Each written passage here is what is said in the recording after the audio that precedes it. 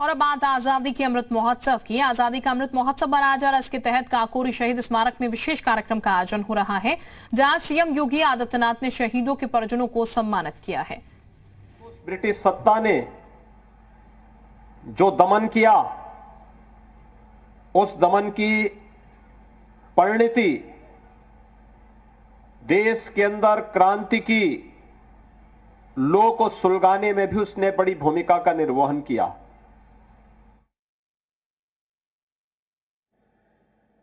जो दमन किया, उस दमन की परिणति देश के अंदर क्रांति की लौ को सुलगाने में भी उसने बड़ी भूमिका का निर्वहन किया। ये सच है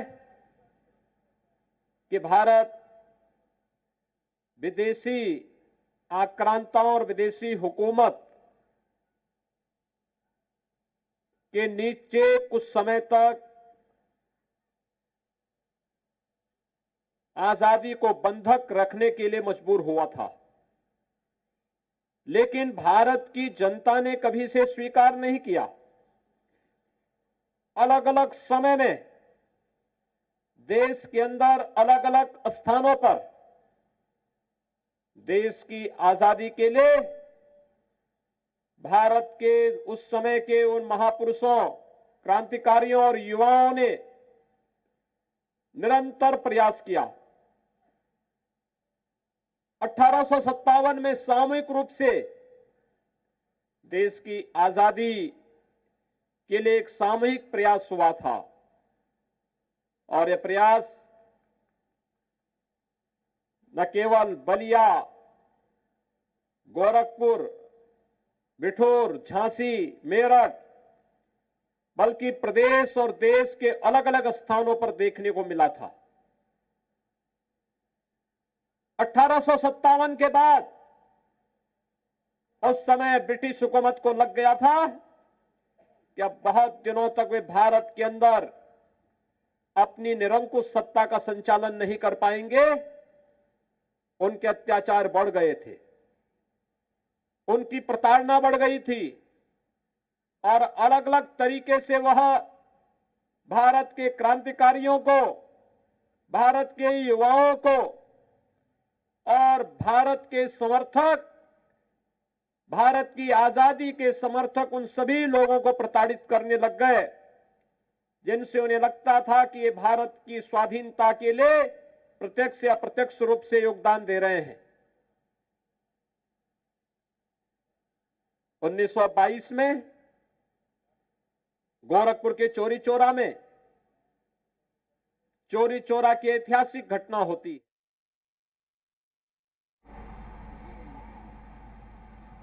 1925 में एक काकोरी में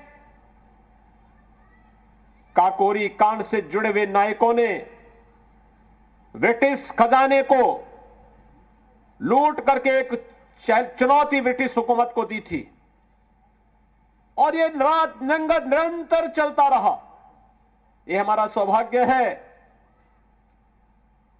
यह वर्ष चौरी चौरा की घटना का शताब्दी वर्ष भी है और देश की आजादी का अमृत महोत्सव भी।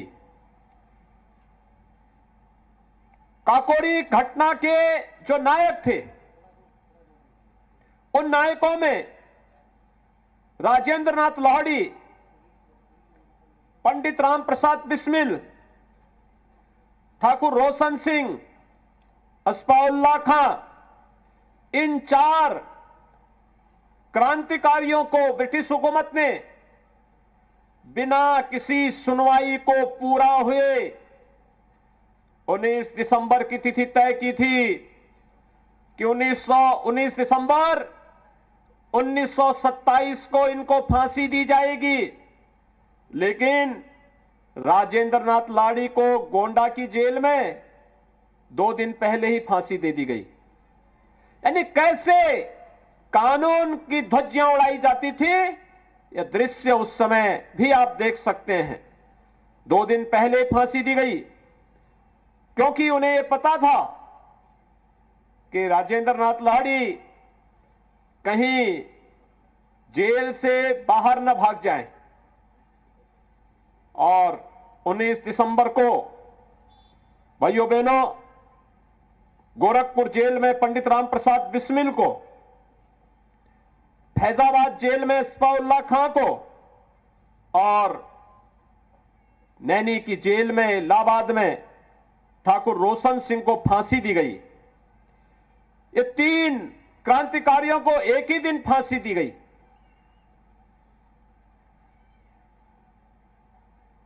इन चारों क्रांतिकारियों का बलिदान भारत की आजादी के लिए मील का पत्थर साबित हुआ। उस समय भी इन क्रांतिकारियों ने कहा था कि हमको दी जाने वाली ये फांसी अनेक राम प्रसाद बिस्मिल पैदा कर देगा, अनेक रोशन सिंह पैदा कर देगा, अनेक असफाउल्लाह खां पैदा कर देगा, अनेक राजेंद्र नाथ लाड़ी पैदा कर देगा। और भाइयों बहनों गोरखपुर जेल में तो जब पंडित राम प्रसाद बिस्मिल से पूछा गया कि आखिर आपकी अंतिम इच्छा क्या है, तो उन्होंने बड़ी बेबाकी के साथ कहा था कि इस भारतवर्ष में 100 बार मेरा जन्म हो, कारण सदा ही मृत्यु का देशोपकारक कर्म हो। और भाइयों बहनों भारत की आजादी के लिए उन्होंने अपने आप को बलिदान कर दिया था। पंडित राम प्रसाद बिस्मिल, ठाकुर रोशन सिंह, असफाउल्लाह खां, राजेंद्र नाथ लाड़ी, चंद्रशेखर आजाद, और इस श्रृंखला में लंबी श्रृंखला है क्रांतिकारियों की जिनका बलिदान का परिणाम है भारत की स्वाधीनता।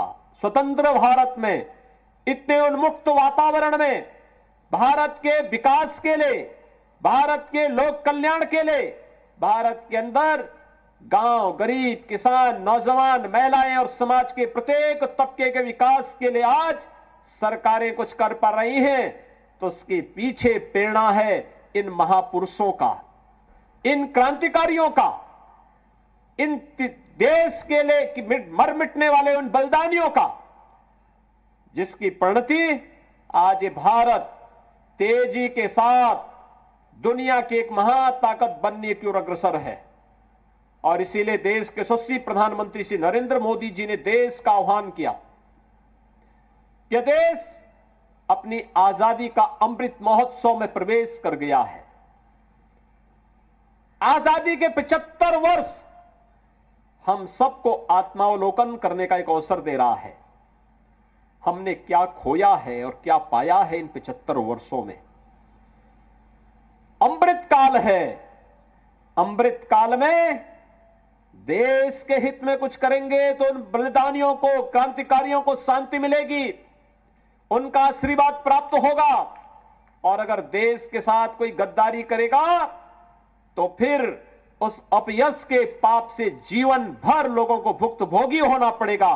और इसलिए एक संकल्प हम सबका होना चाहिए, और संकल्प होना चाहिए जो पंचमंत्र प्रधानमंत्री मोदी जी ने दिए इस अवसर पर, उसका अंगीकार करने की। यह अमृत महोत्सव ऊर्जा का होना चाहिए, देश की आजादी की ऊर्जा का, क्रांतिकारियों के विचारों का, भारत के कल्याण का,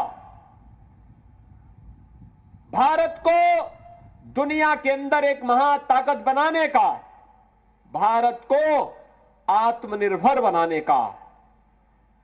दुनिया कोरोना महामारी का सामना कर रही है, लेकिन भाइयों बहनों भारत के अंदर प्रधानमंत्री मोदी जी के नेतृत्व में कोरोना महामारी को कैसे सख्ती के साथ रोकने का कार्य हुआ है ये किसी से छुपा हुआ नहीं।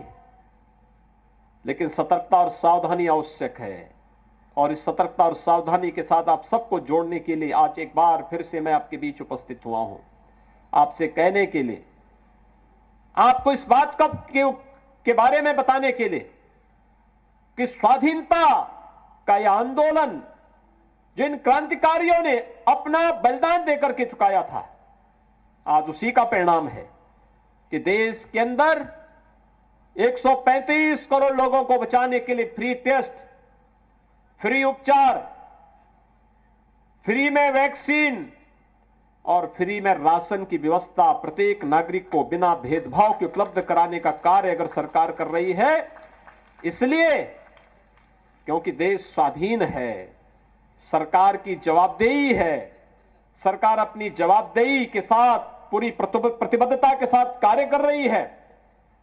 आज इसी का परिणाम है हम यहां पर बैठे हैं।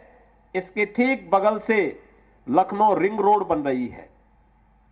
यह विकास को एक नई ऊंचाइयों तक पहुंचाने का, रोजगार सृजन का एक माध्यम बनने का एक माध्यम बनेगा।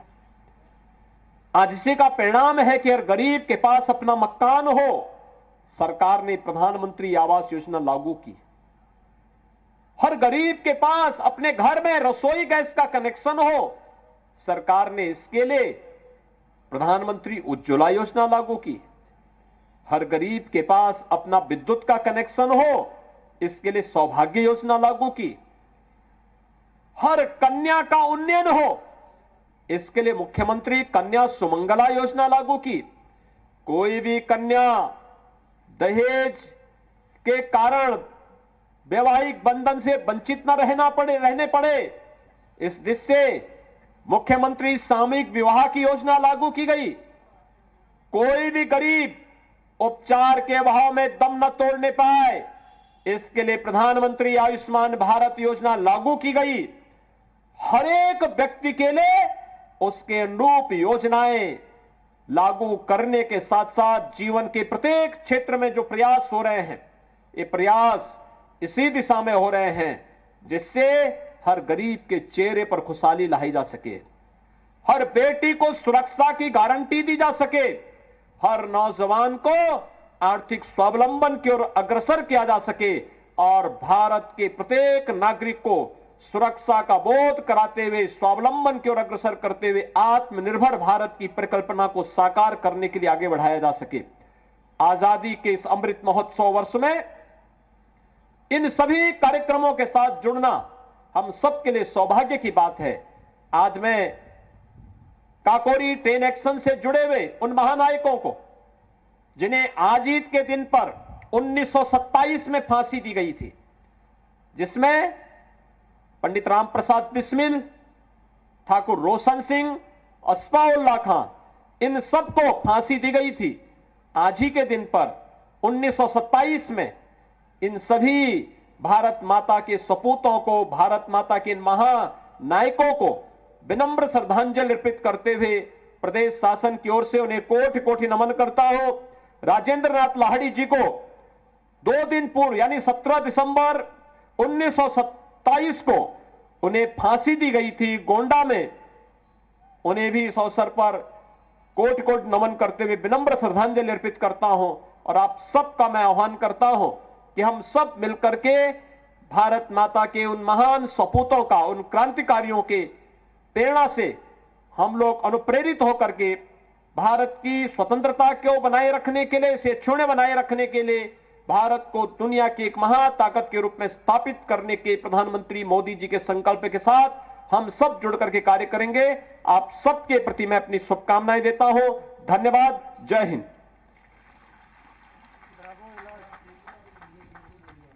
बहुत बहुत आभार। काकोरी शहीद स्मारक में सीएम योगी आदित्यनाथ क्या कुछ कह रहे थे, आपको हमने सुनवाया। अहम दौरा सीएम योगी आदित्यनाथ का शहीदों के परिजनों को लेकर भी बोलते हुए नजर आए हैं। आजादी का अमृत महोत्सव और तमाम दिग्गज मंच पर मौजूद क्या कुछ उन्होंने कहा है, ये भी हम आपको लगातार बता रहे हैं। कोरोना काल में भारत के कोरोना प्रबंधन की पूरी दुनिया ने तारीफ की।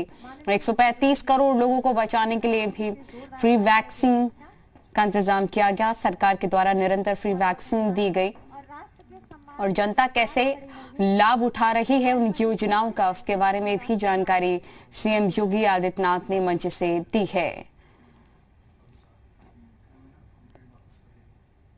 काकोरी शहीद स्मारक में ये एक विशेष कार्यक्रम रखा गया था जिसको संबोधित कर रहे थे सीएम योगी आदित्यनाथ।